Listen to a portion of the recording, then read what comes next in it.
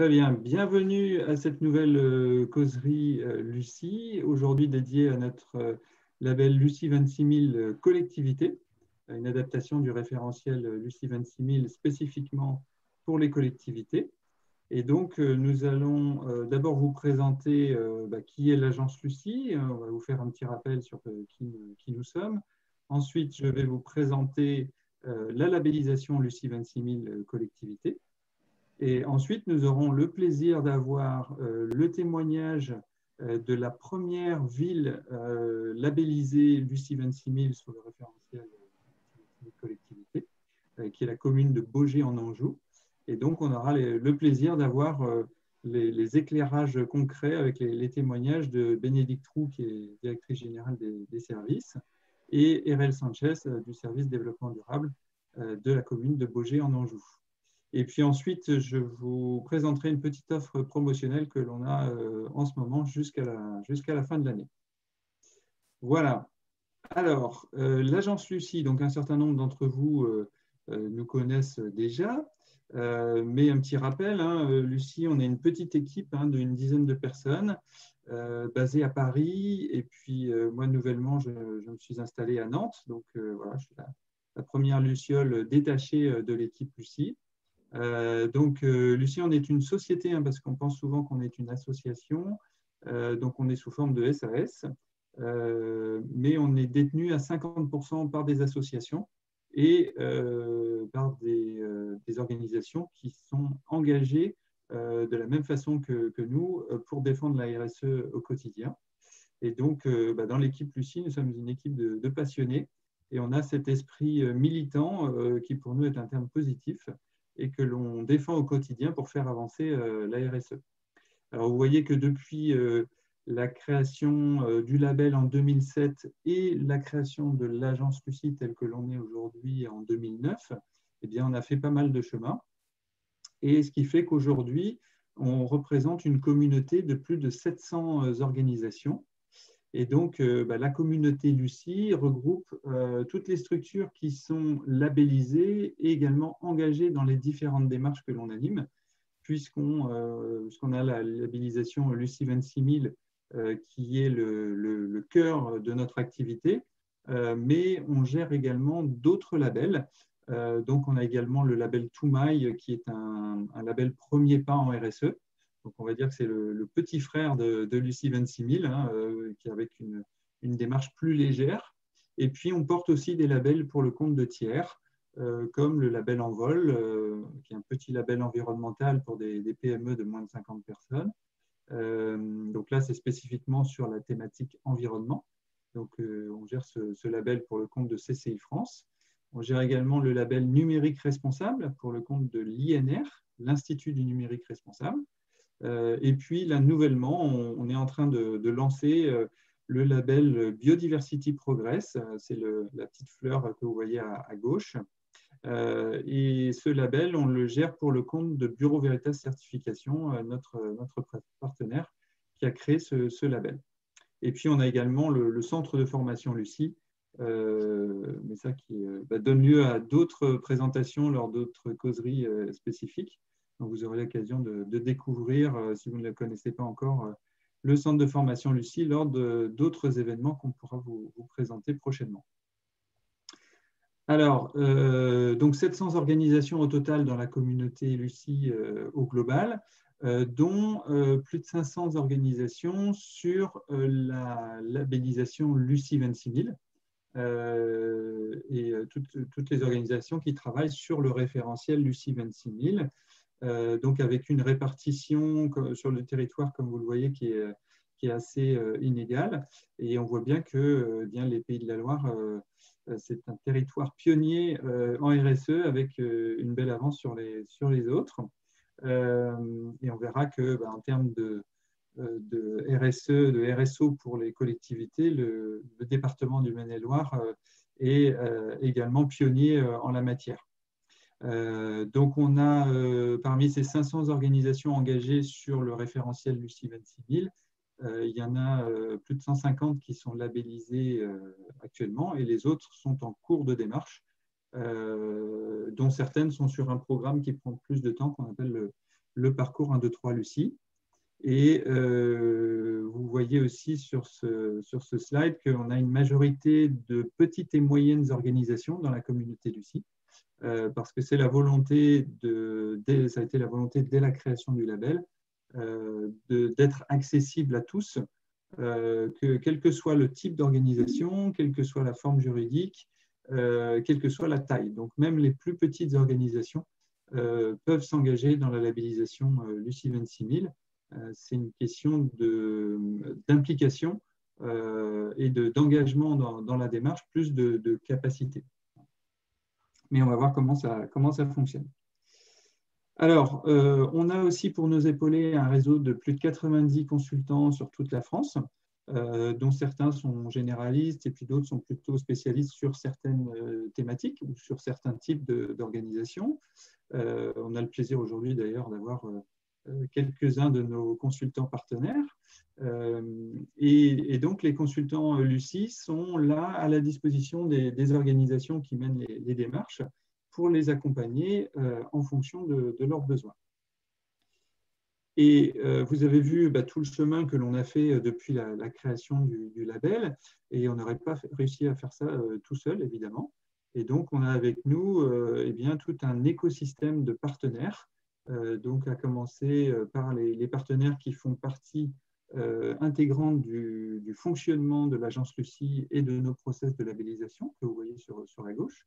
Donc avec les experts membres du comité de labellisation Lucie, nos partenaires évaluateurs aussi qui vont être en charge des audits sur site, puisqu'en fait pour que la démarche fonctionne bien, eh bien, il y a besoin d'un audit en profondeur sur site. Et donc là, on a des experts partenaires qui réalisent ces audits pour notre compte. On a le réseau des consultants Lucie dont je viens de parler. On a également des partenaires experts avec qui on peut faire des opérations spécifiques sur certaines thématiques.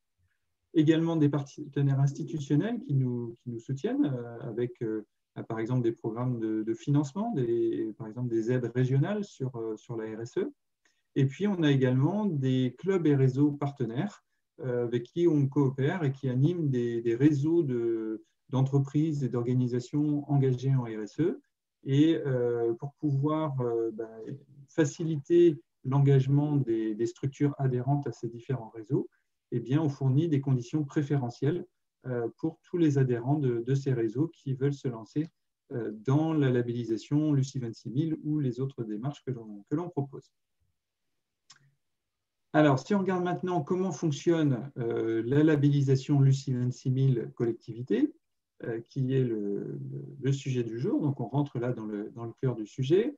Donc, il faut savoir qu'à la base, le label Lucie 26000 est basé donc, sur la norme internationale ISO 26000, qui est pour nous la référence en termes de RSE.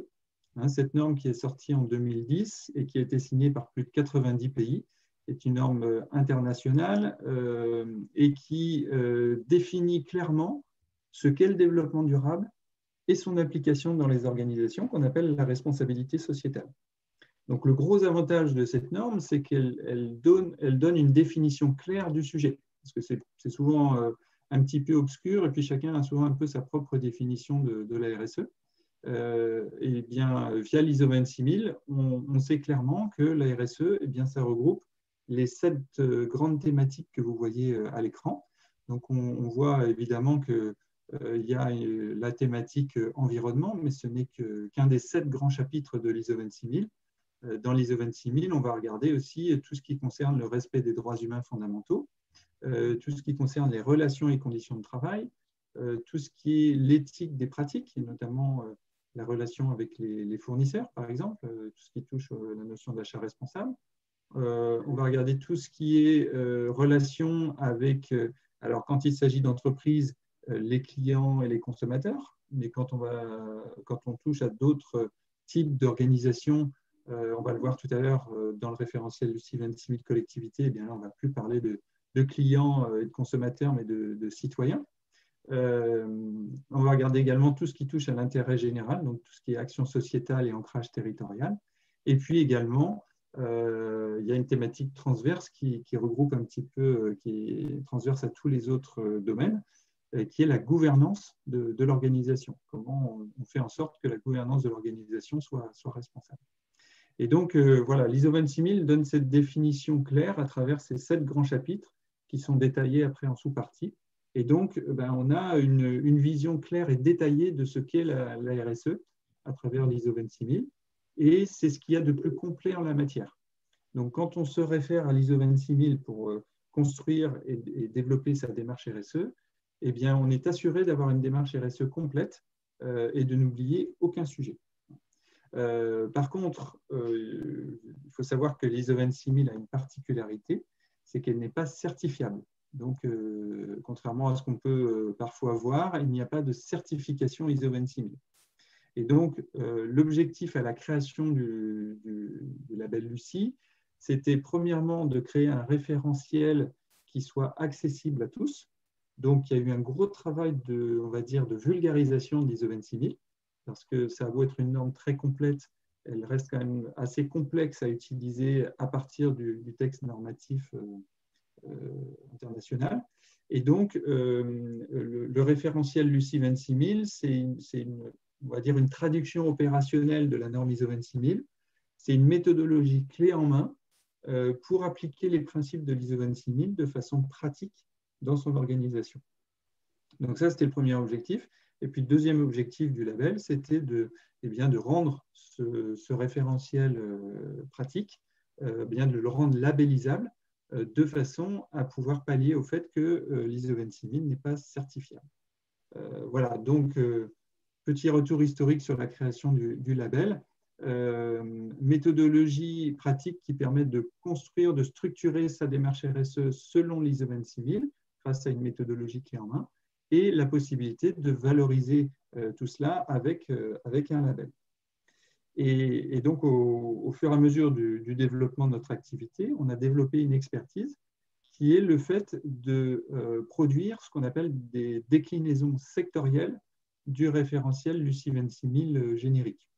Et donc, parmi ces déclinaisons sectorielles, eh bien, on a créé le référentiel de Lucie 26000 collectivité, qui a été développé en partenariat avec une collectivité qui est la communauté de communes des vallées du Haut-Anjou, en partenariat également avec le département du Maine-et-Loire, qui a été vraiment partie prenante active pour impulser ce projet.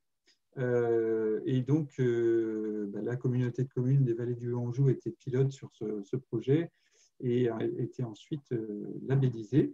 Mais en tout cas, ce qui nous permet aujourd'hui d'avoir un référentiel de travail qui est spécifiquement adapté aux collectivités. Eh bien, dans ce référentiel, on retrouve les 7 grandes thématiques de l'ISO 26000 dont je viens de parler. Et on voit notamment que, pour regarder la vision élargie, sur la thématique 6, on voit qu'on va parler du respect des intérêts des citoyens et non plus, comme je le disais, des relations avec les clients et consommateurs, par exemple. Dans la thématique 3, on va parler de la qualité de vie au travail pour les agents et non plus pour les salariés ou collaborateurs d'entreprise que l'on a dans le référentiel générique qui est plutôt orienté entreprise.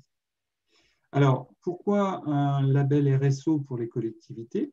Alors, il faut savoir qu'on trouve, je le précise hein, si ce n'est pas clair, on trouve à la fois le terme RSE et RSO. Hein. Donc, responsabilité sociétale des entreprises pour RSE et responsabilité sociétale des organisations pour RSO. RSO, ça regroupe à la fois les entreprises et tout type d'organisation, que ce soit des collectivités, des associations, des écoles. Dans la communauté Lucie, on a même un théâtre aussi qui est labellisé Lucie. Donc voilà, donc on trouve les deux termes, mais généralement, on trouve plus souvent le terme RSE qui est utilisé de façon générique pour tout type d'organisation. Donc voilà, vous entendrez les deux termes RSE, RSO, mais en fait, c'est la même chose. Donc, pourquoi un label RSO pour les collectivités? Premièrement, pour inscrire le développement durable et la responsabilité sociétale au cœur du projet de territoire. Et donc ça, vous allez bien le voir tout à l'heure avec l'exemple très concret de Baugé en Anjou. Également, ça permet d'apporter une réponse locale à des grands enjeux dont on entend parler. Voilà, des grands enjeux mondiaux. Hein, voilà, on fait face à des gros défis. Évidemment, les gens qui se lancent dans la labellisation Lucie 26000, les organisations ne vont pas résoudre les gros problèmes mondiaux, mais vont pouvoir agir à leur niveau, sur leur territoire. Et donc, c'est une solution pour pouvoir adapter ces actions à des solutions locales. Et puis, c'est également pour répondre à ces enjeux à l'échelle du territoire par des actions concrètes menées avec les parties prenantes de ce territoire. Alors là, vous avez une vision générale du référentiel du Steven Simil Collectivity. Donc, c'est une synthèse, on va dire, du référentiel, puisqu'il est structuré de la façon suivante. Vous retrouvez les 7 grandes thématiques de l'ISO 26000 là, sur la gauche, qu'on appelle les engagements Lucie. C'est décliné en ce qu'on appelle des principes d'action, hein, que vous voyez mentionnés sur le terme PA à l'écran. Et donc, il y en a 25 en tout, donc ce sont des sous-parties des engagements. Et dans le référentiel complet, chaque principe d'action, chaque PA est détaillé en sous-items qu'il va falloir décortiquer. Hein, il va falloir travailler sur chacun de ces sous-items. Et pour chacun de ces sous-items, vous avez une série de questions qui permet de vous guider pour pouvoir avancer et construire votre démarche. Alors, comment ça fonctionne pour une collectivité qui veut se labelliser Lucie? Eh bien, il faut commencer par venir en formation. Donc, on dispense une formation de 2 jours où on vous apprend à utiliser le référentiel Lucie 26000 collectivité.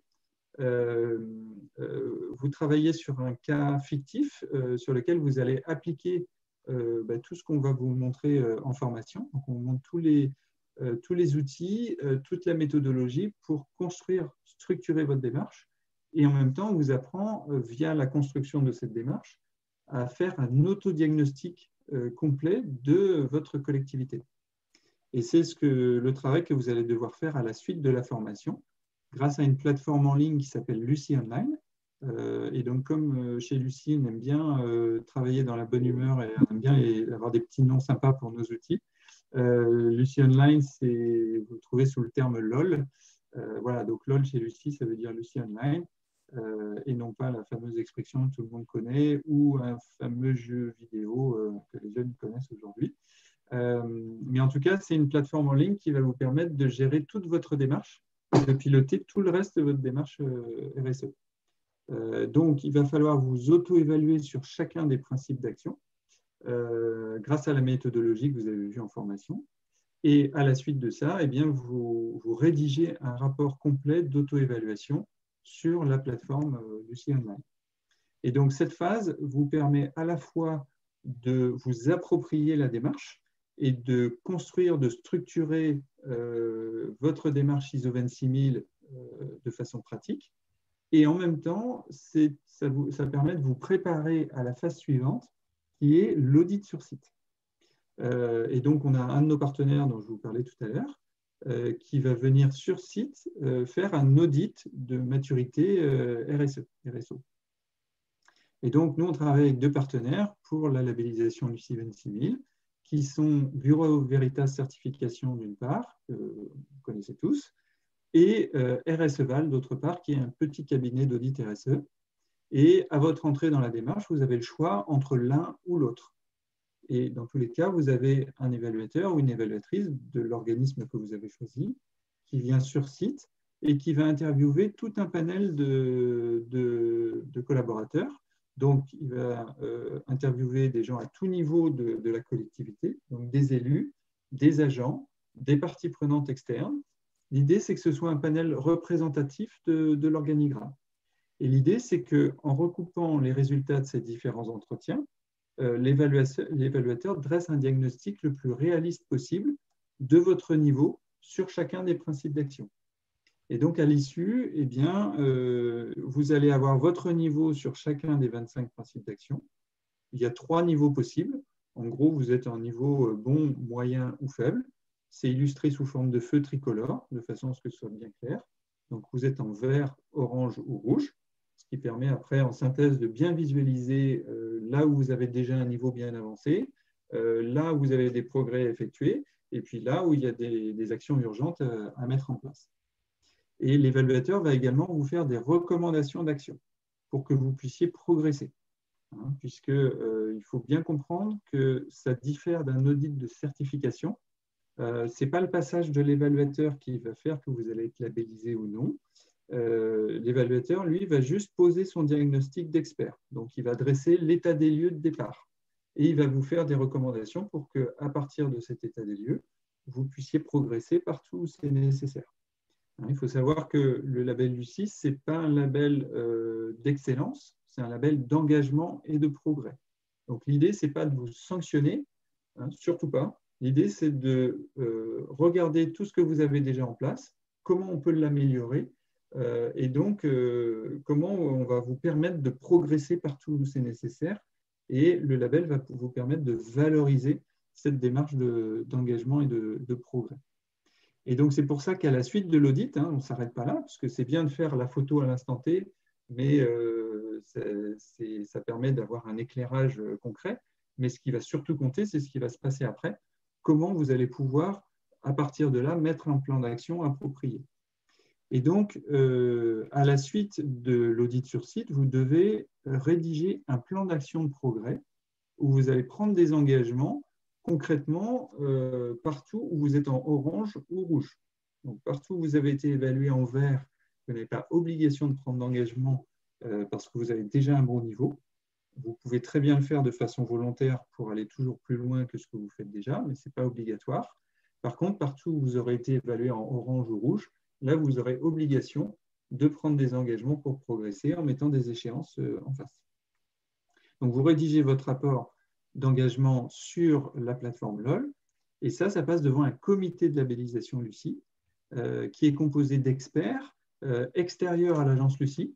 Là encore, ce ne sont pas des gens de l'agence Lucie, ce sont des experts reconnus en développement durable et RSE, qui ne représentent pas les organisations pour lesquelles ils travaillent, mais qui agissent à titre individuel et de façon bénévole, de façon à rester vraiment impartiaux dans leurs décisions.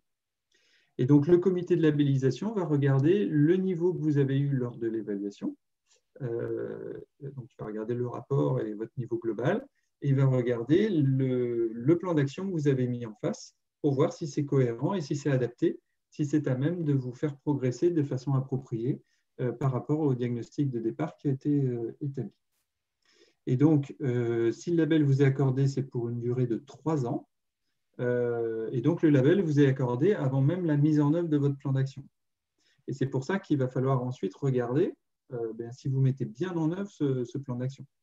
Puisque pour que ça ait de la valeur, il faut non seulement s'engager, mais aussi pouvoir prouver qu'on fait bien ce qu'on dit. Et donc, c'est pour ça qu'à mi-parcours du cycle de labellisation, c'est-à-dire au bout de 18 mois, eh bien, l'évaluateur revient sur site pour vérifier que les engagements que vous avez pris sont bien mis en œuvre. Et donc, il va revenir sur site, vérifier avec vous là où en est la mise en œuvre de votre plan d'action. Il va rédiger son rapport sur la plateforme LOL. Et ça va passer en comité de labellisation de suivi. Et le comité de labellisation va prendre acte des résultats de ce qu'a constaté l'évaluateur.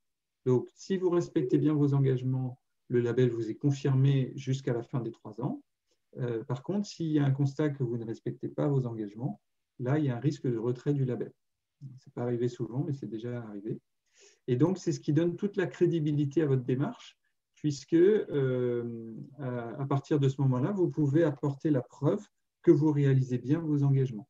Autrement dit, que ce que vous communiquez derrière votre label, ça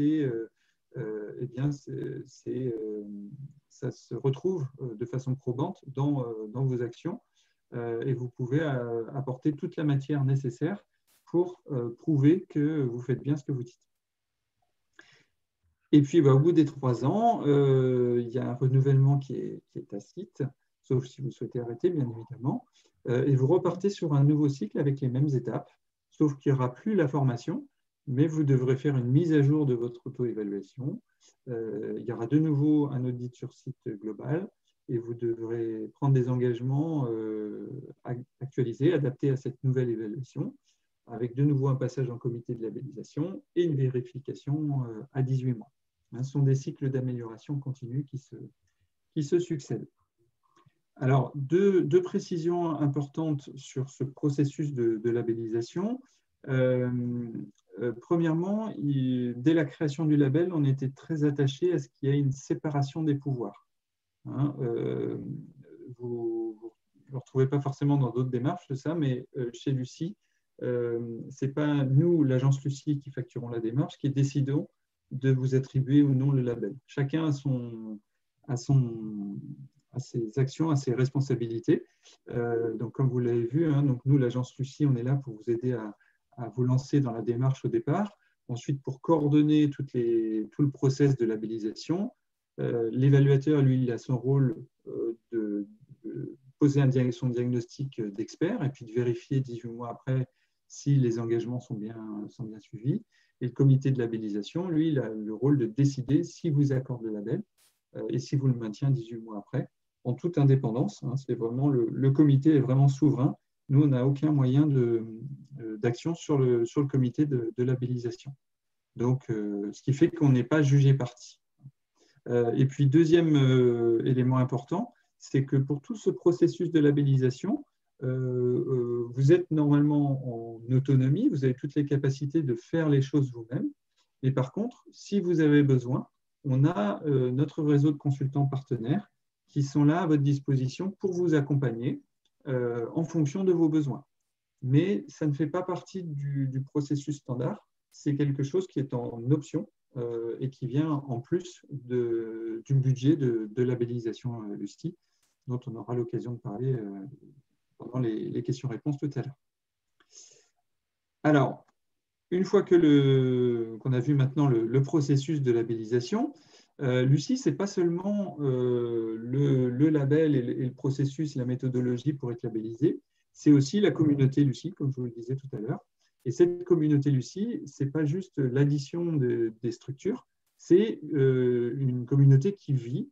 Et donc, on va, nous, animer cette communauté Lucie en faisant en sorte que les gens se rencontrent, échangent les idées, les bonnes pratiques, les retours d'expérience. Donc, on a plusieurs types d'événements qu'on fait évoluer. D'ailleurs, on développe constamment tout ce qu'on fait pour la communauté Lucie, de façon à ce que les gens échangent un maximum et se connaissent aussi, restent en contact, mais aussi puissent réfléchir à comment lever les freins sur certains sujets, réfléchissent ensemble à certaines problématiques. Et donc, on fait beaucoup d'ateliers en intelligence collective, par exemple, pour aider chacun à avancer. Et donc, tout ça, ça va permettre d'alimenter la démarche en solo de chacun et de ne pas se sentir seul, de pouvoir partager aussi avec les autres qui sont dans la même démarche. Il y a possibilité pour les membres d'accorder des avantages aux autres membres en fonction des activités des uns et des autres, de façon à inciter chacun des membres à travailler avec d'autres membres de la communauté. C'est souvent l'occasion de trouver, par exemple, au sein de la communauté des prestataires, parce qu'on est assuré de trouver des prestataires responsables dans le cadre de sa propre démarche, ou du moins quand on cherche, par exemple, des fournisseurs ou des associations avec lesquelles travailler. Eh bien, c'est un bon moyen de trouver des acteurs responsables avec lesquels travailler. On apporte aussi un appui en termes de communication. On fournit un pack communication pour vous aider à valoriser au mieux votre label. Il y a un espace dédié sur notre site où vous avez vos codes d'accès pour présenter votre structure. Donc, vous pouvez mettre ce que vous voulez pour présenter votre structure, du texte, de la photo, de la vidéo. Et on est aussi très présent sur les réseaux sociaux pour vous mettre en avant et valoriser tout ce que vous faites. Donc, on communique nous-mêmes sur vos structures pour les mettre en avant et on relaye aussi vos propres communications pour vous mettre en avant le plus possible. Et puis, il y a également des groupes communautés Lucie sur LinkedIn et sur Facebook qui permettent facilement à la communauté Lucie d'échanger. Et puis, on développe constamment aussi des outils. Donc, la plateforme Lucie Online dont je vous ai parlé. Et puis, dernièrement, la base de données Lucifer. Alors, je vous disais qu'on aimait bien les petits noms sympas chez Lucie. Donc là, c'est ironique, hein, Lucifer en 2 mots. Et donc ça, c'est une base de données qui regroupe une multitude de bonnes pratiques sur l'ISO 26000, qui est structurée de la même façon que le référentiel Lucie 26000. Et donc, la communauté Lucie a accès à cette base et peut aller chercher des idées, des pistes d'action sur n'importe quel sujet de l'ISO 26000 par secteur d'activité. Et donc, cette base-là, aujourd'hui, il y a près de 1000 bonnes pratiques qui sont rentrées. Et puis, la communauté y a accès en l'échange de l'alimenter avec ses propres bonnes pratiques, de façon à ce que ça vive et que la base soit alimentée au fur et à mesure. Et ce qui fait que là, on vise 2000 bonnes pratiques d'ici la fin de l'année. Et de façon à ce que ce soit vraiment un outil puissant pour aller chercher des idées pour alimenter encore une fois sa propre démarche. Et puis, on développe constamment des nouveaux outils. Il n'y a rien de figé. Hein. Tous les outils, services et événements de la communauté Lucie évoluent au fur et à mesure de façon à ce qu'on apporte le plus possible à notre communauté et qu'on réponde au mieux à leurs besoins. Donc, on fait évoluer tout ce qu'on fait aussi beaucoup en étant à l'écoute de ce que nous dit la communauté du site. Alors, pour terminer, je vais aller très vite avant de passer la parole à Bénédicte et RL, juste pour vous montrer un petit peu, pour bien clarifier comment nous, on se positionne par rapport à d'autres types de démarches. On a fait cette petite matrice avec 2 critères. Premièrement, la prise d'engagement de progrès, parce qu'on ne devient jamais 100% responsable du jour au lendemain. Donc, c'est une démarche de longue haleine, de long terme, où il faut progresser au fur et à mesure en fonction de ses capacités. Donc, très important, la prise d'engagement et de progrès. Et puis, le niveau de contrôle, parce que s'il n'y a pas un tiers expert qui vient vérifier sur site ce qui est vraiment fait, eh bien, on risque de tomber dans l'autodéclaratif et c'est là où c'est compliqué après pour les parties prenantes de déterminer si eh bien, tout ce qui est déclaré se retrouve vraiment dans la réalité. Et donc, je vous parlais tout à l'heure de différents programmes. Si on prend le parcours 1, 2, 3 Lucie, hein, qui est une démarche où on y va en douceur pour commencer à structurer sa méthodologie RSE avant même de viser un label, eh bien, le parcours 1, 2, 3 Lucie, les 3 étapes du parcours, on va les retrouver à ce niveau de la matrice. Pour ceux qui font la labellisation TOUMAI, ça va un cran plus loin, avec déjà un premier niveau de label et de reconnaissance. Et avec la labellisation Lucie 26000, eh bien, ça permet vraiment là d'aller sur une démarche la plus aboutie possible. Et donc ça, c'était notre souhait dès le départ, c'est que sur la base de ces 2 critères, on aille le plus loin possible, de ne pas s'arrêter à l'audit sur site, mais d'avoir quelque chose de très complet avec une très bonne préparation avant l'audit et surtout le fait de rentrer dans une démarche encadrée de progrès à la suite de l'audit. C'est vraiment une démarche de progrès continu. Et puis, pour que ça ait vraiment du sens, ne pas s'arrêter à la démarche en solo de chacun, mais vraiment apporter l'appui de la communauté Lucie et également l'appui en communication pour aider à valoriser au mieux la démarche. Voilà, donc je suis allé un petit peu vite sur certains aspects, mais on pourra y revenir, hein, ne vous inquiétez pas, lors des questions-réponses à la fin. Là, vous avez, de toute façon, le support va vous être envoyé à la suite de ce webinaire. Là, je passe très vite sur les raisons d'obtenir le label pour ne pas perdre trop de temps. Mais comme vous l'avez compris, hein, ça permet d'avoir une approche territoire responsable hein, pour une collectivité. C'est un moyen évidemment de valoriser son engagement en développement durable, de faire évoluer également le niveau d'engagement au niveau du territoire, de donner du sens aussi au travail des agents, ça c'est très important, d'améliorer les conditions de travail des agents de travailler sur la gouvernance responsable. On le voit, on l'a vu avec certaines villes où on a tous pu constater des pratiques pour le moins irresponsables. Donc, c'est important de pouvoir montrer qu'on a une gouvernance responsable. Et puis, évidemment, faire partie de la communauté Lucie, c'est également quelque chose de très important dans la démarche. Mais je vais tout de suite céder la parole à Bénédicte Roux et Rel Sanchez, qui vont pouvoir vous apporter mieux que moi un éclairage concret sur ce que représente vraiment la démarche de labellisation Lucie 26000, sachant qu'à ce jour, nous avons 2 collectivités labellisées Lucie sous ce référentiel, et Baugé en Anjou a été la première commune, première ville labellisée Lucie 26000 collectivités. Voilà, je vous passe tout de suite la parole. Donc, normalement, vous avez le micro et je vais dérouler les diapositives suivant ce que vous m'indiquerez. Bon, bonjour à tous. Donc, je me présente, je suis Bénédicte Roux, donc directrice générale des services de la ville de Baugé-en-Anjou. Et donc, ce matin, on va vous expliquer un petit peu, vous présenter notre démarche, nous, dans cette labellisation Lucie. Pourquoi nous sommes venus à cette labellisation Lucie, comment nous avons conduit ce projet-là, et puis eh bien, les différentes étapes d'avancement et concrètement, à quelles actions ça peut conduire. Alors, donc, Mickaël, si tu veux changer, parce que notre photo, elle est pas très belle, mais on va changer un petit peu. Pareil, tu peux passer. On va aller directement. Donc voilà, donc ce que je vous expliquais, donc savoir un petit peu quelles sont les origines du projet, comment nous avons construit ce projet et concrètement en quoi ça consiste, donc les actions. Et puis derrière, comment on suit tout ça.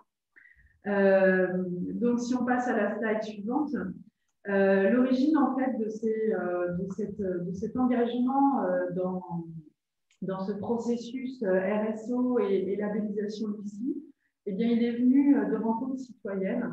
Alors, Baugé-en-Anjou, déjà, je vais peut-être commencer par ça. Donc, c'est une commune nouvelle qui a été créée en janvier 2016 et qui regroupe 15 communes déléguées.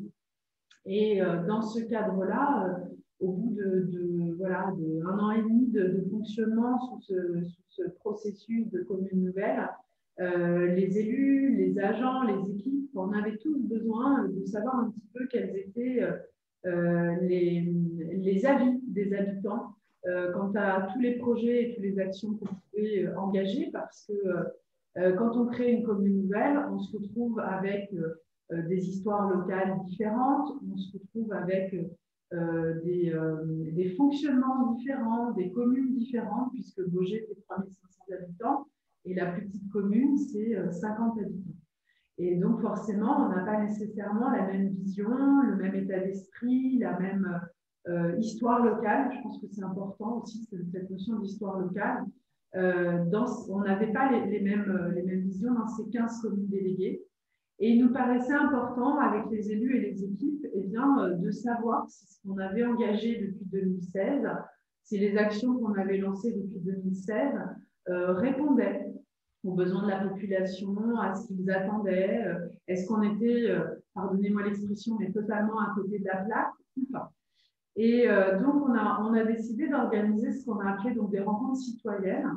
Et pour faire en sorte d'aller au plus proche des habitants et de pouvoir les concerner les plus spécifiquement possible, eh bien, on a organisé ces rencontres en fonction de thématiques. Donc là, vous avez les différentes thématiques qu'on a développées. Et par exemple, la thématique enfance et jeunesse, eh bien, nous l'avons organisée dans la halte garderie qu'on venait à peine de rénover. Donc, des travaux qui avaient été engagés par la nouvelle commune et qui étaient au bénéfice donc, des habitants et en particulier des usagers de cette structure. Donc, pour le développement commercial, nous sommes allés organiser donc, ces ateliers, parce qu'on a fait ça sous mode d'atelier, à Fougeray, dans un restaurant dont la ville est propriétaire et juste rénové, juste réhabilité. Et donc, en fait, systématiquement, dans chacune de ces thématiques, on a décidé de bousculer bousculer un petit peu les habitants et de les faire travailler en mode collaboratif. Et notre question était vraiment, eh bien, Baugé en Anjou en 2035. Donc, Mickaël, tu peux passer si tu veux. En 2035, comment vous l'imaginez? Donc, c'était notre question pendant les rencontres citoyennes, c'était Baugé en Anjou en 2035. Et là, en fait, on s'est aperçu, eh bien, finalement, qu'il y avait moult idées de la part des habitants, qu'il y avait beaucoup d'éléments qui revenaient de manière assez récurrente, comme la question de recourir aux producteurs locaux, ou encore d'apporter de la culture dans différents lieux à l'ensemble des habitants. Et en fait, on avait, au cours de ces rencontres citoyennes, eh bien, énormément d'idées et de propositions d'actions qui ont été sollicitées et proposées par les habitants. Et quand on a vu l'ensemble de ces propositions, quand on a vu au fait également eh bien, toutes ces différentes thématiques, le fait qu'on ait des histoires locales différentes également, qu'on soit voilà, qu'on vienne de milieux un peu hétéroclites, on a décidé d'écrire ensemble un projet de territoire. Donc, de pouvoir ensemble écrire quelque chose qui concerne Baugé en Anjou et plus uniquement nos communes déléguées ou l'histoire locale de chacune de ces petites communes. Et on avait ce besoin, j'allais dire, de connoter notre projet de territoire avec la RSE et la responsabilité sociétale des organisations. Pour nous, ça nous a semblé un peu une évidence, parce que ce qui ressortait dans l'ensemble des rencontres citoyennes, c'était cette notion de durable et de responsable. Donc, ça a été, voilà, on s'est dit un projet de territoire très bien, mais si c'est pour qu'on le laisse dans les tiroirs, ça n'a aucun intérêt. Et le fait d'y associer cette démarche RSO avec la labellisation Lucie derrière, eh bien, ça donnait un aspect très concret. Aussi, ce qui nous a intéressé, c'est l'aspect suivi, l'aspect échéance avec cette labellisation à renouveler dans 3 ans. Donc, on avait vraiment un engagement fort et en plus un engagement fort et temporel. Et donc, pour nous, ça nous a semblé très important de le faire. Et donc, on s'est engagé dans ce projet de territoire RSO. Et on a travaillé à la fois sur l'aspect, mais Emel nous en parlera tout à l'heure de manière plus approfondie. On a travaillé sur les deux prismes, c'est-à-dire à la fois le diagnostic et les actions internes.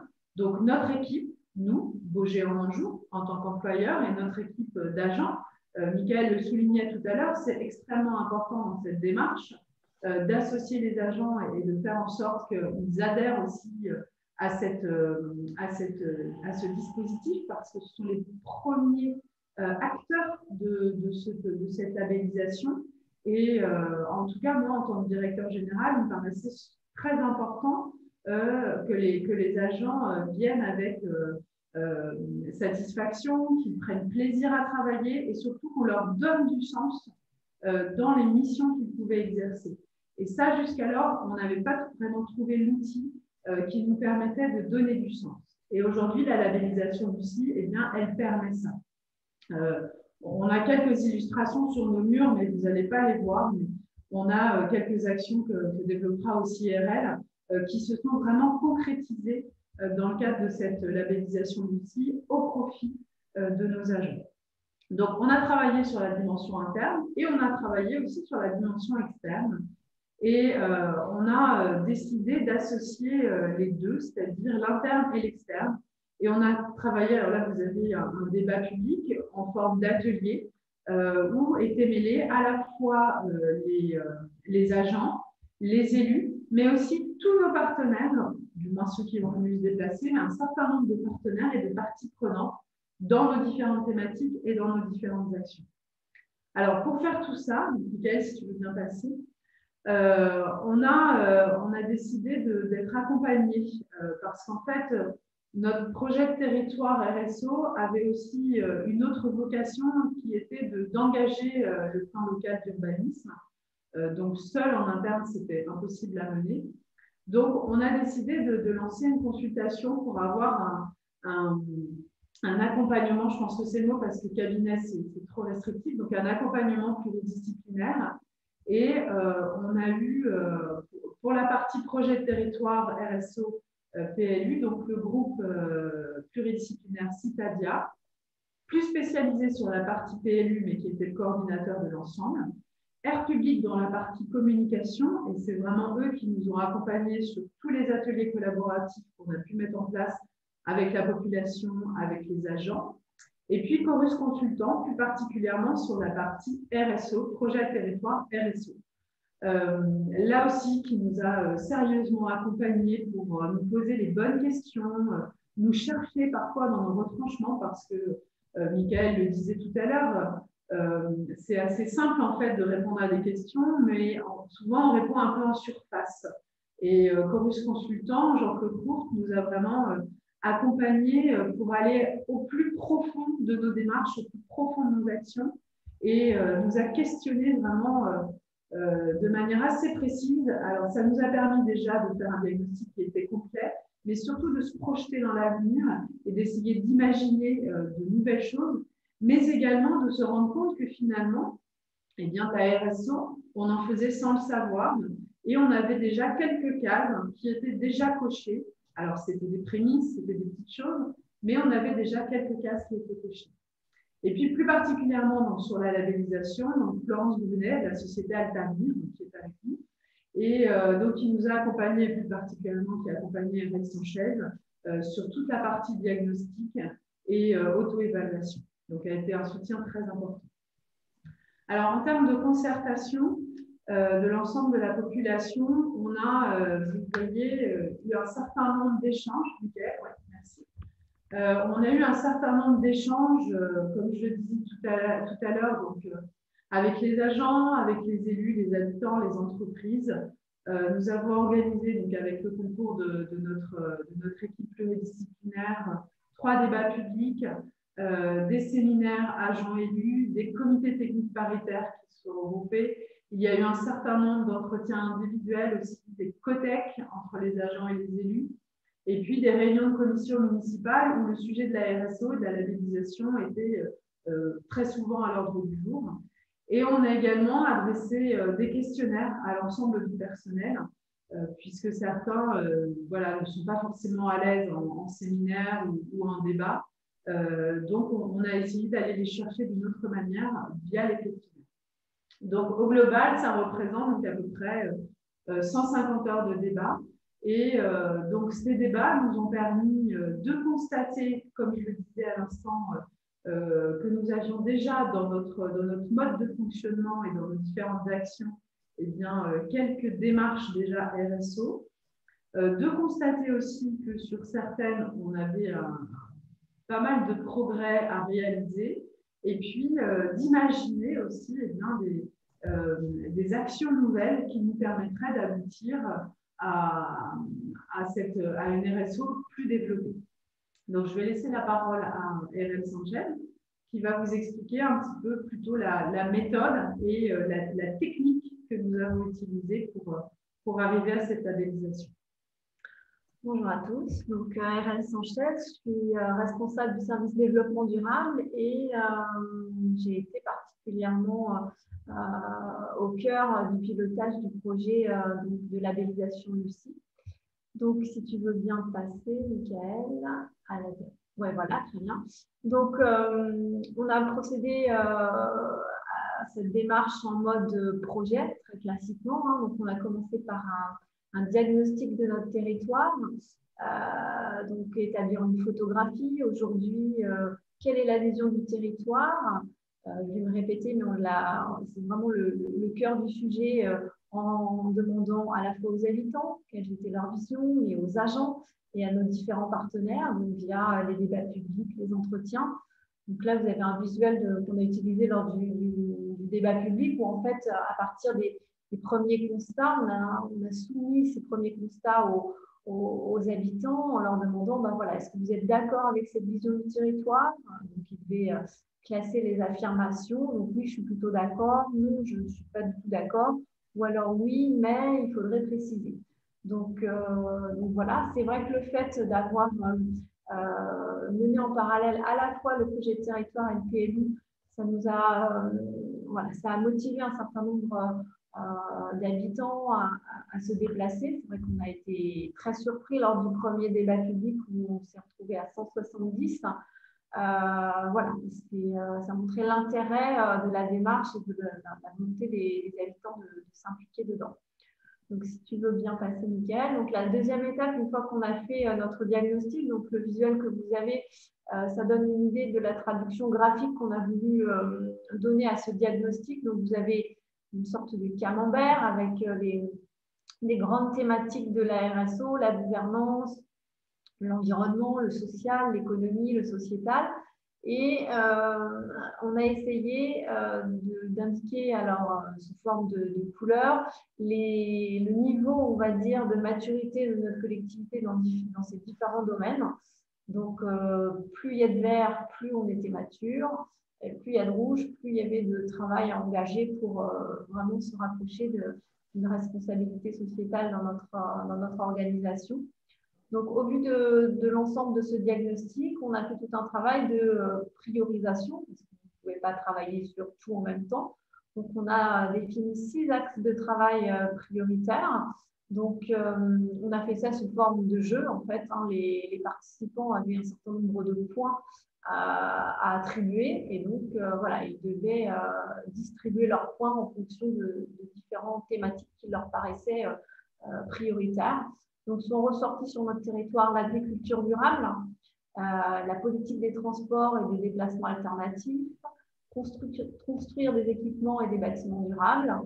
Un volet peut-être qu'on n'avait pas forcément identifié, nous, au démarrage, mais il y a eu une forte volonté de mettre en place des formations qui soient adaptées à notre territoire, à la fois au niveau des attentes des entreprises, mais aussi on va dire des habitants et des personnes en recherche d'emploi. Le volet économie sociale et solidaire, et puis, de manière plus générale, un développement équilibré du territoire et l'accessibilité au pôle de vie. Ça, c'est sans doute aussi en lien avec notre histoire de communes nouvelles, donc avec voilà, 15 pôles au départ qui n'en forment plus qu'un aujourd'hui. Donc, une fois qu'on a eu défini les enjeux et les stratégies, on a décliné notre plan d'action, si tu veux bien passer, Mickaël. Hop, voilà. Donc là aussi, encore un certain nombre de débats et d'échanges pour, une fois qu'on avait défini nos stratégies, comment on allait concrètement les mettre en place. Donc, sous forme d'ateliers aussi, on a identifié tous ensemble une centaine d'actions dans tous les domaines pour pouvoir mettre en œuvre l'idéal de Vosgiens-Anjou en 2035. Donc, si tu veux bien passer, Mickaël. Donc, voilà, Bénédicte et Mickaël en ont parlé, mais là, c'est vraiment la traduction concrète. Il y a vraiment 2 volets dans notre projet de territoire. Un volet vraiment dimension externe, c'est-à-dire tout ce qui va être politique que nous allons développer pour les habitants, donc classiquement dans notre rôle de service public. Et puis, une dimension interne sur notre manière de fonctionner, donc entre agents, entre élus, entre agents et élus, entre la collectivité et les différents partenaires. C'est vraiment un volet, autant sur la partie dimension externe et politique territoriale, je dirais que c'est notre cœur de métier. On en parle tous les jours, c'est notre fil rouge. En revanche, se poser des questions sur la manière dont on travaille en interne, c'était quelque chose d'un petit peu nouveau. J'ai trouvé que ça avait donné beaucoup de sens et de force à la démarche en interne. Je vais essayer maintenant de vous donner quelques exemples d'actions, en tout cas, qui font partie de notre plan. Donc, pour la dimension externe, nous avons des fiches actions qui étaient plus en lien avec tout ce qui va être utilisation de produits locaux. Donc là, on a eu une forte demande par rapport à l'intégration de ces produits locaux au sein des cantines municipales. Donc voilà, ça va nous faire travailler beaucoup en transversalité au niveau des commissions agriculture, au niveau de la commission enfance-jeunesse, mais aussi du pôle ressources et des marchés publics. On a un projet aussi d'assemblée citoyenne. Donc là, la question de la démocratie participative commence à entrer dans les réflexions et les débats. Et c'est vrai que voilà, on a un projet, la réhabilitation d'un ancien tribunal sur notre territoire et de le transformer en maison du citoyen, alors connectée en plus pour le coup. Donc voilà, c'est comment on replace les habitants et les citoyens au cœur des réflexions pour construire ensemble notre territoire. On a une fiche action sur l'éclairage public, donc là c'est le volet peut-être plus environnemental, où voilà, on a un projet, puis on a démarré cette action-là, de faire un schéma directeur d'aménagement lumière, donc à la fois le volet programmation pluriannuelle de l'investissement, mais aussi adaptation de l'éclairage en fonction des différents usages et puis des différentes sensibilités à l'environnement. Notre territoire étant particulièrement, on va dire, un site accueillant pour toute la faune nocturne et notamment les chauves-souris. Donc voilà, on a un travail important à faire sur la modulation de l'éclairage. Une autre action sur les transports solidaires, donc ça c'est une action qui avait déjà été engagée, et l'idée de l'inscrire dans ce projet de territoire et cette labellisation, c'est de lui donner encore plus d'ampleur. Donc le transport solidaire, c'est porté par le CCAS et c'est le principe de pouvoir mettre en relation des demandeurs de services en termes de transport avec des conducteurs bénévoles, qui permet en fait d'assurer un certain nombre de transports pour pouvoir assurer une certaine mobilité d'un public qui n'a pas forcément toujours les moyens de se rendre dans différents lieux du territoire. On a également un projet de développer un écoquartier sur notre territoire. Donc, c'est en lien avec une opération de rénovation de notre cœur de bourg. Voilà, donc l'idée, c'est là aussi, un écoquartier, c'est à la fois le volet environnement, c'est le volet par rapport au type de construction, c'est aussi la mixité sociale, c'est comment on intègre les habitants, les futurs utilisateurs dans la réflexion de conception de cet écoquartier. Et puis une action, je vous présente là aussi une action plus enfance-jeunesse, donc la boîte à jouets écologique. Donc l'idée, c'est de pouvoir mettre à disposition dans les cours d'école un ensemble, on va dire, de matériaux, d'objets qui a priori n'ont pas de vocation ludique à la base, mais qui permettent de développer l'imagination. Et voilà, c'est en général des matériaux recyclés. Ça, voilà, c'est un petit exemple d'action, notre plan d'action externe. Je vais vous en donner maintenant un certain nombre dans le volet interne. Voilà, nous avons un projet, donc voilà, cette labellisation. Lucie, on en a beaucoup parlé au moment où on a cherché à être labellisé. L'idée, c'est qu'on en parle toujours au quotidien. Je ne peux pas être dans tous les services, je ne peux pas être partout. Donc, l'idée, c'est d'avoir un certain nombre de réseaux, enfin un réseau d'ambassadeurs RSE au sein de la collectivité. Donc, voilà, c'est à mettre en place. Chacun, dans son domaine, peut être animé ou peut être porteur d'une action RSE. On a en projet aussi de mettre en place un plan de déplacement. Donc là, on a débuté la réflexion, on a mis en place un groupe de travail dans différents domaines, que ce soit les déplacements, mais aussi où est-ce qu'on peut manger dans les différentes communes déléguées de notre territoire le midi pour éviter de rentrer chez nous. La mise en place du télétravail, c'est en lien un petit peu avec le point suivant. Bon, forcément, avec la crise sanitaire, ces projets-là ont pris un coup d'accélérateur. Donc, le télétravail a été développé. Voilà, on a aussi tout un volet, et ça, c'est quelque chose qui est vraiment ressorti au moment où on a fait des enquêtes auprès des agents, tout un volet sur la prévention et la santé au travail. Donc, on s'est engagé à recruter un chargé de prévention et à développer un certain nombre d'actions dans ce domaine-là. D'un point de vue un petit peu plus administratif, on s'est aussi engagé à mettre en place des critères sociaux et environnementaux dans nos appels d'offres.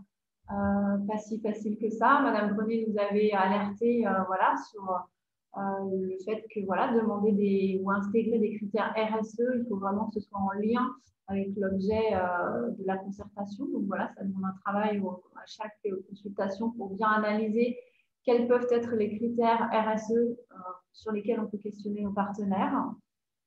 Et puis une action de cohésion sociale au sein de la collectivité. C'est une opération qu'on a intitulée Vie mon travail, un peu en lien et en faire le parallèle avec les actions un peu Vie ma vie.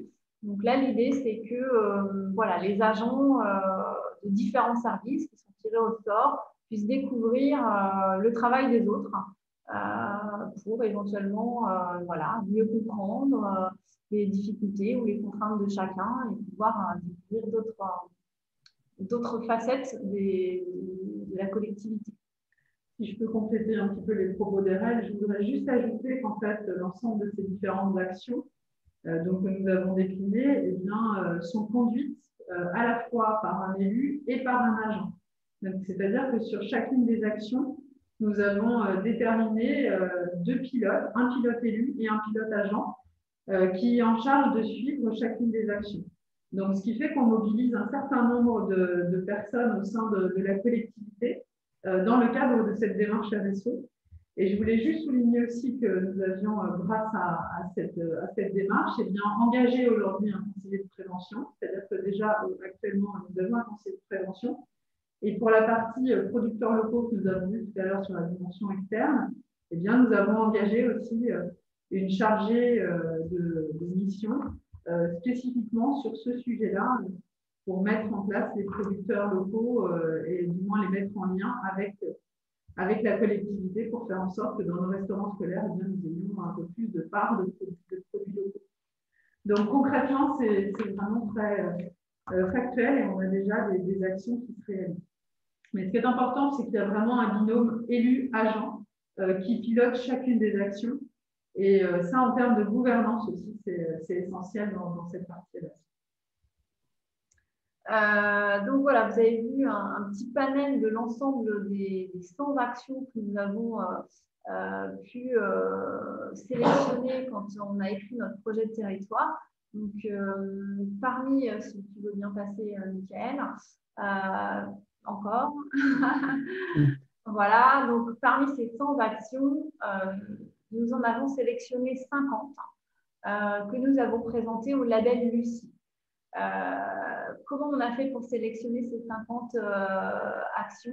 En fait, comme l'expliquait Michael au départ, lorsque l'auditeur, alors pour nous, ça a été le bureau Veritas Control qui est venu sur site, lorsqu'il a rendu son rapport, forcément, il a pointé du doigt un certain nombre de domaines où nous avions matière à progresser en matière de RSO.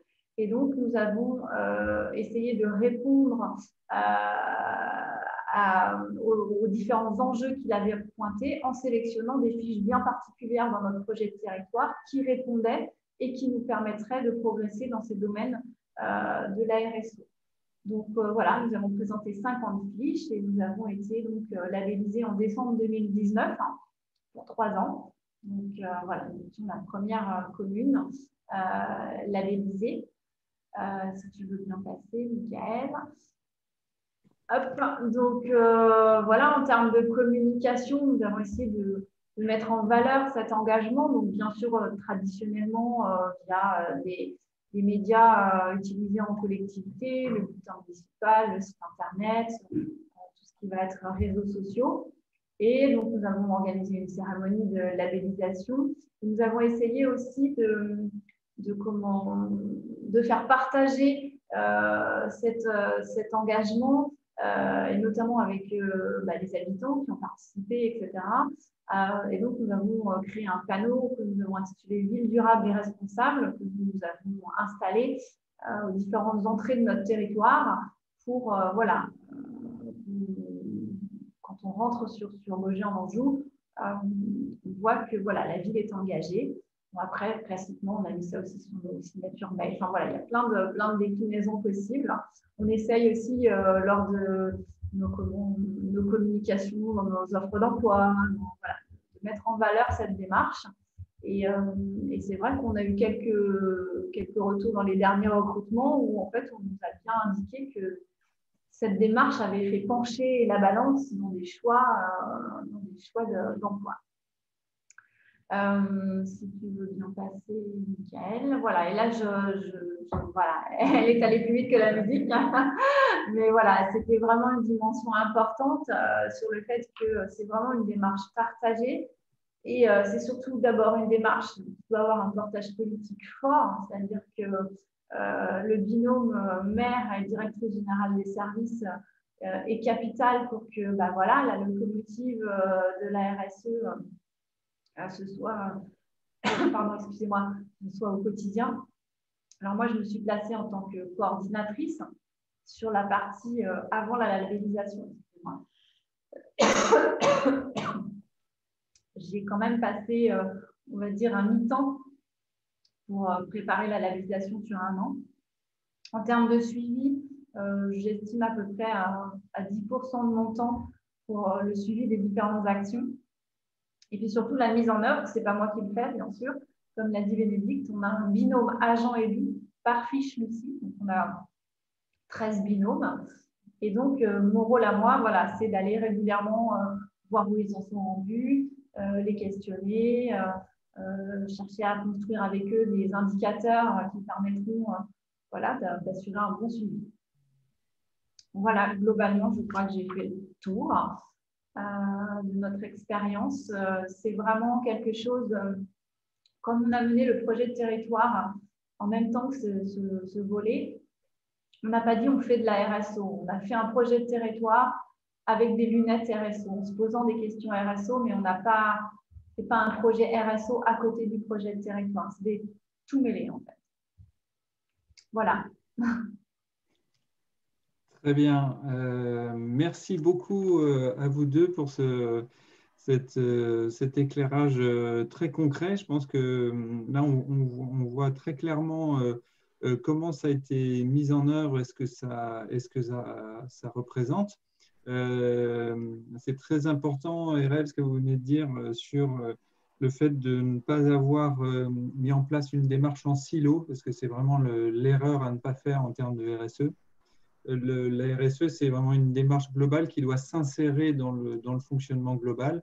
C'est un petit peu le liant en fait, qui va faire que tout fonctionne bien. Et moi, je tiens à souligner l'ampleur de l'implication dans ce projet. De la même façon qu'on le voit souvent, nous, sur les entreprises, puisque jusqu'à présent, on a plutôt une expérience de majorité d'entreprises dans la communauté Lucie. Des petites structures n'ont absolument rien à envier à des plus grandes qui communiquent beaucoup sur la RSE.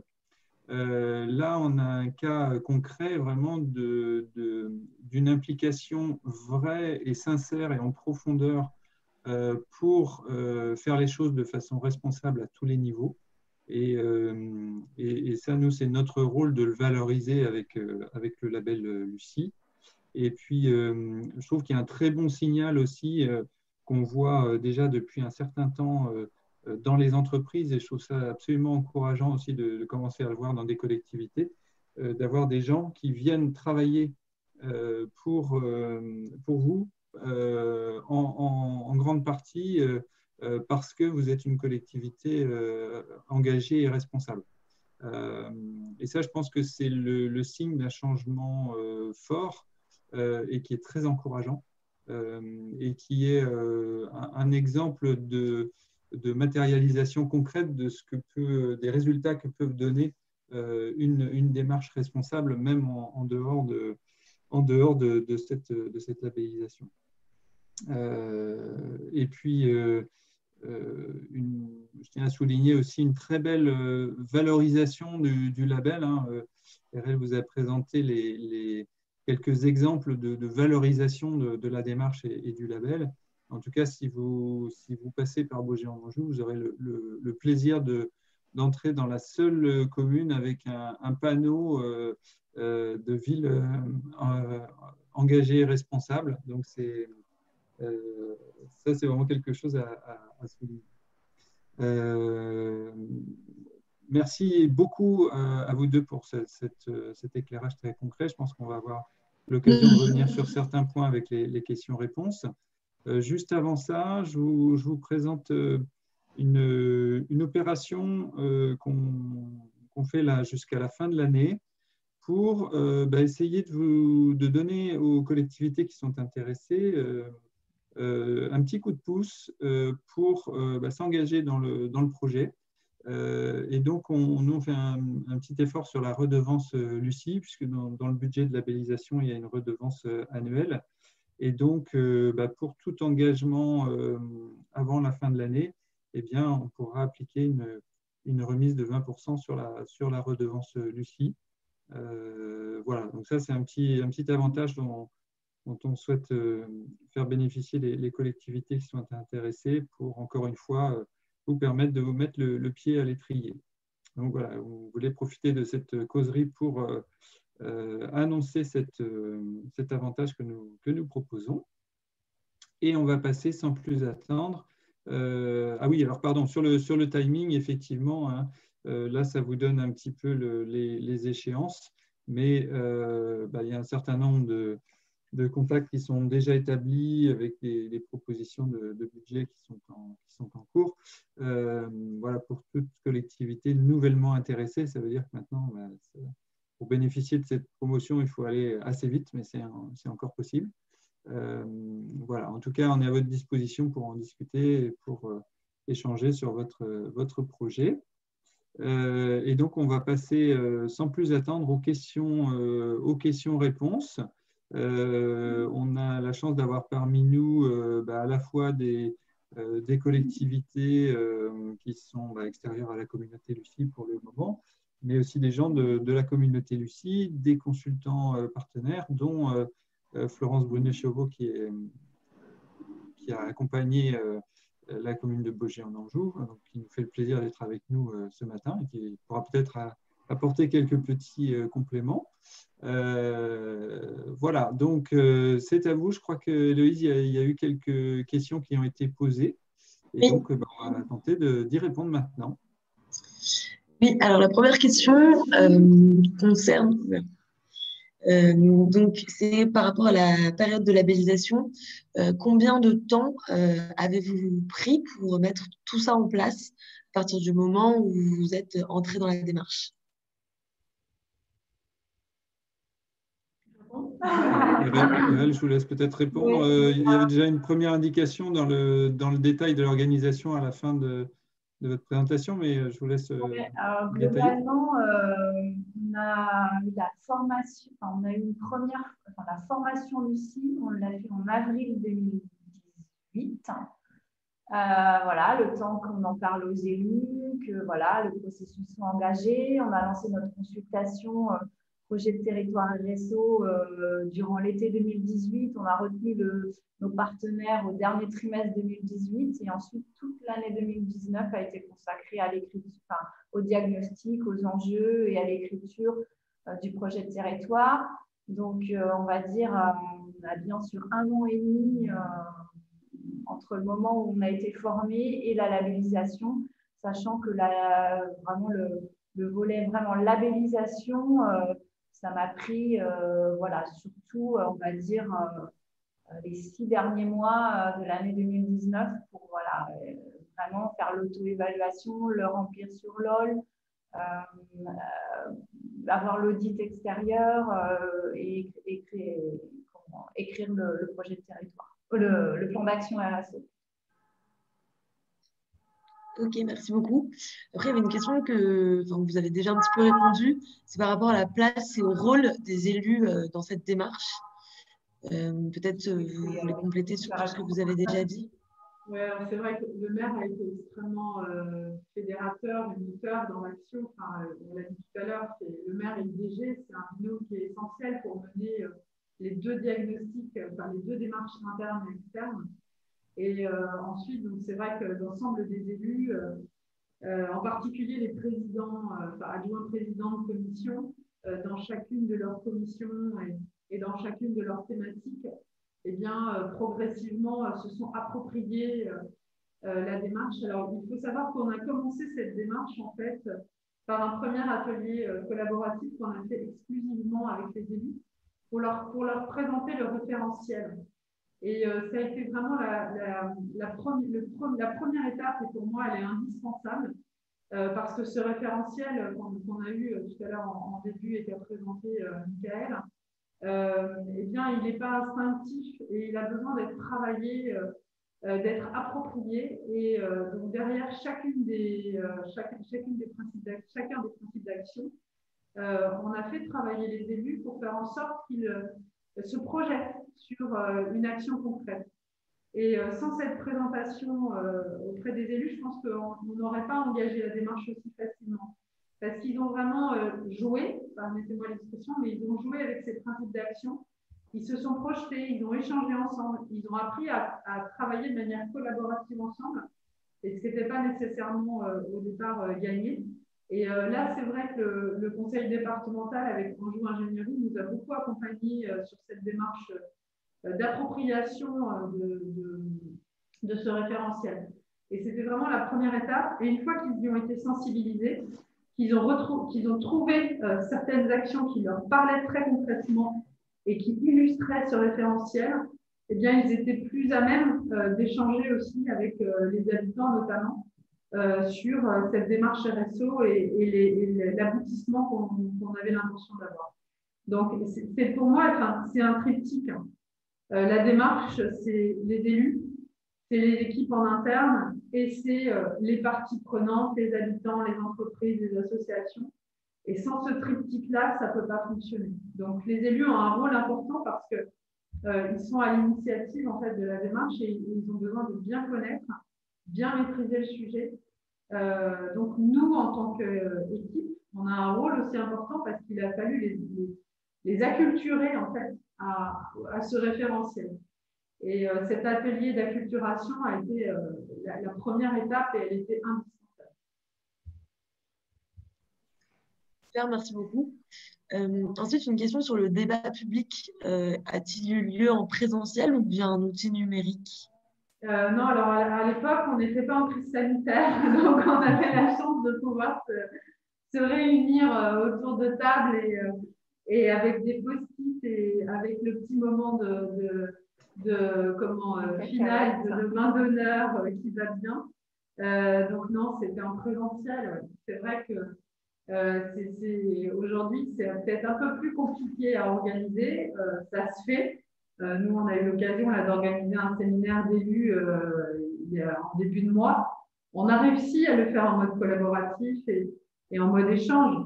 Maintenant, c'est vrai que c'est plus compliqué. Mais nous, on a eu la chance de lancer notre démarche avant la crise sanitaire, donc c'est vrai que c'était en présentiel. Super, merci. Ensuite, une remarque et question de Florian César qui vous félicite pour votre démarche et qui comprend bien en quoi cette démarche de projet de territoire permet d'être labellisée, mais il ne voit pas trop comment vous avez fait en sorte de mettre en lien le référentiel Lucie et comment ce référentiel Lucie a-t-il aidé et contribué à structurer l'exercice de votre projet de territoire? Alors, en fait, on a vraiment associé, on vous a parlé tout à l'heure de Jean-Claude Courte, dans le nom du bureau d'études. Chorus Consultant. Voilà, Chorus Consultant, pardon. Donc, Jean-Claude Courte, qui faisait partie de Chorus Consultant, qui faisait partie donc, de l'équipe d'accompagnement, en particulier du projet de territoire, sur lequel on avait estampillé la démarche RSO. Et puis, Florence Brunet, Altamir, qui elle était vraiment mandatée pour la partie Lucie. Eh bien, nous, notre conviction, et on n'a jamais démordu, et parfois ça a été un peu complexe à mettre en place, mais on tenait à ce que ces deux démarches soient liées l'une à l'autre. Et on a vraiment associé donc Jean-Claude Courte et Florence Brunet, tous les deux, pour faire en sorte qu'il y ait un écho de l'un vers l'autre. Et qu'on ne parle pas du projet de territoire sans parler de la labellisation Lucie, et qu'on ne parle pas de la labellisation de Lucie sans parler du projet de territoire. Et donc, on a vraiment essayé de nouer les deux et de faire en sorte qu'il y ait un écho entre les deux. On l'a dit tout à l'heure, c'est vrai que nous, notre projet de territoire, on l'a toujours regardé avec ce prisme RSO Lucie 26 000. Donc, ça a toujours été dans notre état d'esprit deux démarches qui étaient conduites parallèlement, mais qui avaient des liens assez importants et des passerelles indispensables entre les deux. Et c'est comme ça qu'on a réussi à conduire les deux en même temps et faire en sorte que l'une réponde à l'autre et vice-versa. Je ne sais pas si j'ai répondu à la question, mais voilà, pour nous, c'était vraiment deux démarches un peu comme un ADN en fait. Oui, et puis pour rajouter un point, je trouve aussi que dans les sujets qui ont été abordés lors des discussions citoyennes, là tout à l'heure, vous le montriez avec la représentation graphique que vous avez utilisée, là, avec le camembert, avec les 3 couleurs. Là, on retrouve en fait la même structuration que dans le référentiel Lucie 26 000 avec le code couleur du feu tricolore, hein, vert, orange, rouge, où on visualise bien les différents sujets qui se détachent en fonction du niveau d'avancée. Donc là, aussi bien en termes des sujets du référentiel et des sujets qui étaient abordés lors des débats citoyens, et la façon de restituer les résultats des différents échanges. Là, on voit qu'il y a aussi un lien qui a été fait, qui est intéressant, où eh bien, il y a une cohérence entre les deux.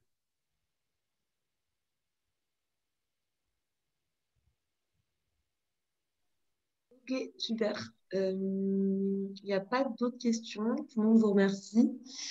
Et voilà, donc pour information, on enverra le support et le replay à tous les participants qui se sont inscrits à cette causerie. Donc voilà, normalement, je crois que c'est bon pour les questions. Merci beaucoup pour vos réponses. D'accord, sauf s'il y a peut-être encore une dernière question, on peut encore répondre s'il y a encore des sujets en questionnement, profitez-en. Mais s'il n'y a pas de nouvelles questions, on va effectivement clôturer cette causerie. Donc, je ne sais pas s'il y en a une nouvelle qui arrive ou pas. Je te laisse me dire, Héloïse. Ah, une dernière question qui vient d'arriver. Est-ce que les élus ont une réaction sur la durée du label, 3 ans et le mandat? Vous pouvez répéter par vous, mais on n'a pas compris. Oui, je répète. Est-ce que les élus ont une réaction sur la durée du label, 3 ans et le mandat? Absolument pas, parce qu'on a la chance en fait d'avoir des élus qui ne s'attachent pas nécessairement à ce mandat. Alors je sais que c'est une chance chez nous, mais très sincèrement, leur discours n'est pas de se dire que ils font cette démarche-là pour le mandat. Leur discours, c'est vraiment de se dire, ils font cette démarche-là pour le territoire. Et lorsqu'on a annoncé Baugé-en-Anjou 2035, c'était vraiment pas pour eux une démarche de com'. C'était très important en fait de se projeter sur une vision beaucoup plus longue. Donc non, la question de la durée de la labellisation n'est absolument pas liée à la durée du mandat, en tout cas pas dans l'esprit de cette équipe actuelle. Super, merci beaucoup. Très bien. Eh bien, merci beaucoup à toutes et à tous d'avoir participé à cette causerie, hein, dont on va vous envoyer le support de présentation qu'on vous a déroulé, ainsi que le replay de cette causerie. Si vous avez des questions, n'hésitez pas à nous contacter. Hein. Vous avez ici nos contacts de l'équipe développement. Hein. On est là pour vous répondre. Donc, on est répartis tous les trois, donc Héloïse, Pauline et moi-même, par région. Mais en tout cas, n'hésitez pas à nous écrire et puis la bonne personne reviendra vers vous pour répondre à toutes vos questions et échanger avec vous sur votre projet. En tout cas, encore un très grand merci à Bénédicte Roux et Rel Sanchez pour votre temps et puis vraiment d'avoir détaillé de façon très claire le vécu de votre démarche de labellisation. Donc, merci beaucoup pour votre témoignage d'aujourd'hui.